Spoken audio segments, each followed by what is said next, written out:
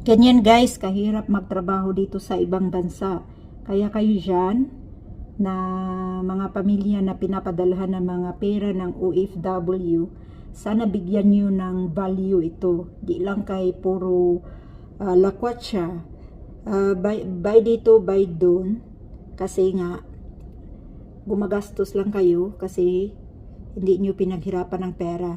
Pero, di nyo alam kung gaano ka hirap dito sa ibang bansa. Magkaroon lang ng ipapadala sa mga mahal sa buhay. Tingnan mo yan, no? Ayan, hanggang yan dyan sa baba. Ilang floor ba yan sa Maxis? Yan, sa KLCC Tower to siya. Nasa 55 floor yata yan.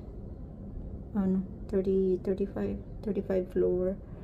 Ayan, ganyan siya. Dito ako sa 44. So, yan sila. Maglinis yan sila hanggang pababa. Ayan. Yan kadelikado ang buhay ng mga tagalinis na mga OFW na mga lalaki.